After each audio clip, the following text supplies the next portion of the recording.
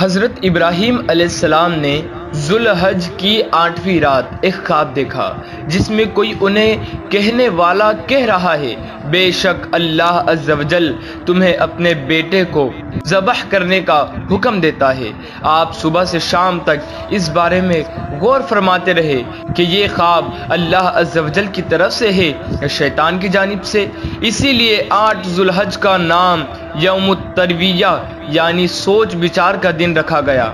9ویں رات پھر وہی خواب دیکھا اور صبح یقین کر لیا کہ یہ حکم اللہ عز و جل کی طرف سے ہے، اسی لیے 9 ذوالحج کو یوم عرفہ یعنی پہچاننے کا دن کہا جاتا ہے۔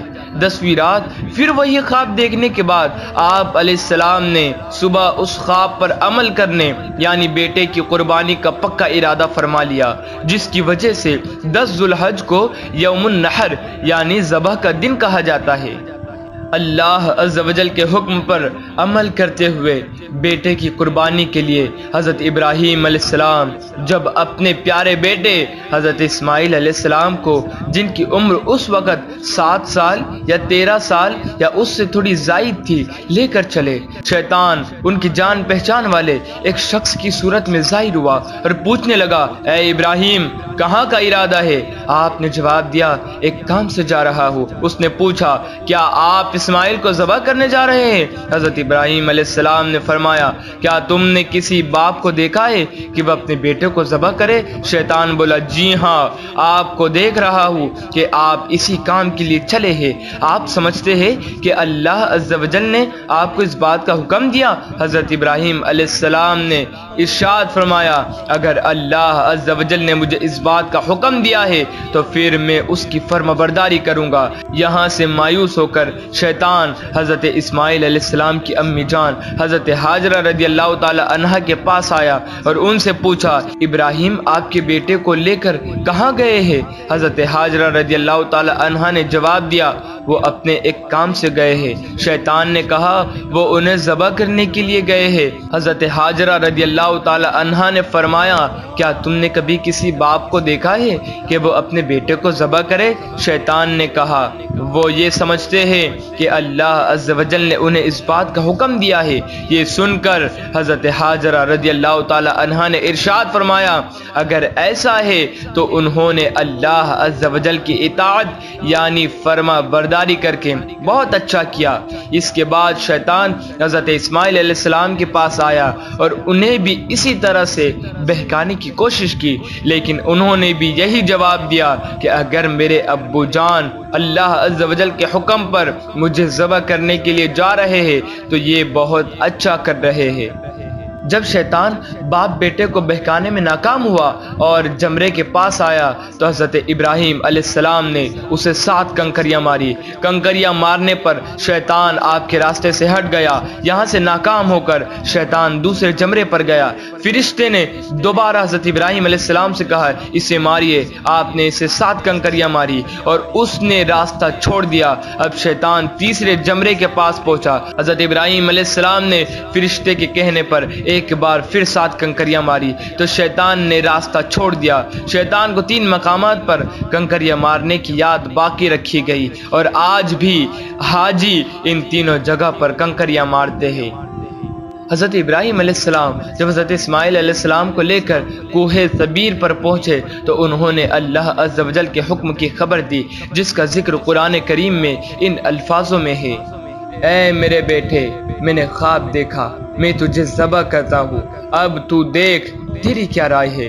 فرما بردار بیٹے نے یہ سن کر جواب دیا، اے میرے باپ، کیجئے جس بات کا آپ کو حکم ہوتا ہے، خدا نے چاہا تو قریب ہے کہ آپ مجھے صابر یعنی صبر کرنے والا پائیں گے۔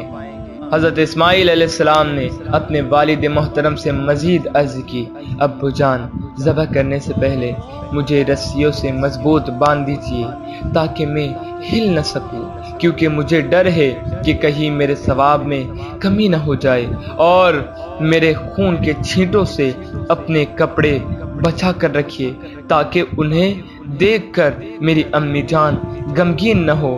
چھری خوب تیز کر لیجئے تاکہ میرے گلے پر اچھی طرح چل جائے، یعنی گلا فوراً کٹ جائے، کیونکہ موت بہت سخت ہوتی ہے۔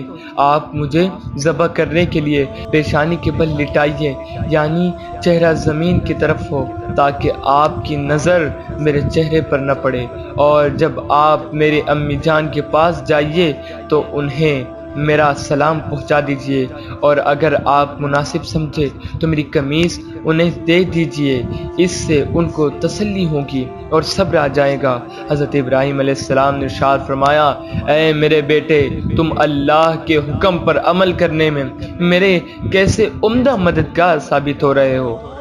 پھر جس طرح حضرت اسماعیل علیہ السلام نے کہا تھا ان کو اسی طرح باندھ دیا، اپنی چھری تیز کی، حضرت اسماعیل علیہ السلام کو پیشانی کے بل لٹا دیا، ان کے چہرے سے نظر ہٹا لی اور ان کے گلے پر چھری چلا دی، لیکن چھری نے اپنا کام نہ کیا، یعنی گلا نہ کٹا۔ اس وقت حضرت ابراہیم علیہ السلام پر وحی نازل ہوئی اور ہم نے اسے ندا فرمائی کہ اے ابراہیم، بے شک تو نے خواب سچ کر دکھایا، ہم ایسا صلہ دیتے ہیں نیکوں کو، بے شک یہ روشن جانچ تھی، اور ہم نے ایک بڑا ذبیحہ اس کے فدیے میں دے کر اسے بچا لیا۔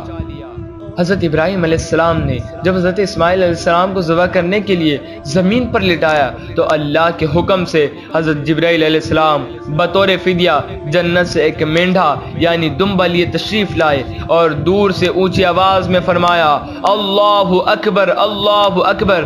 جب حضرت ابراہیم علیہ السلام نے یہ آواز سنی تو اپنا سر آسمان کی طرف اٹھایا اور جان گئے کہ اللہ عز و جل کی طرف سے آنے والی آزمائش کا وقت گزر چکا ہے اور بیٹے کی جگہ فدیے میں مینڈا بھیجا گیا ہے، لہٰذا خوش ہو کر فرمایا، لا الہ الا اللہ واللہ اکبر۔ جب حضرت اسماعیل علیہ السلام نے یہ سنا تو فرمایا، اللہ اکبر وللہ الحمد۔ اس کے بعد سے ان تینوں پاک ذات کے ان مبارک الفاظ کی ادائیگی، یہ سنت قیامت تک کے لیے جاری و ساری ہو گئی۔ حضرت ابراہیم علیہ السلام نے حضرت اسماعیل علیہ السلام کے فدیے میں مینڈا یعنی دمبا ذبح فرمایا تھا۔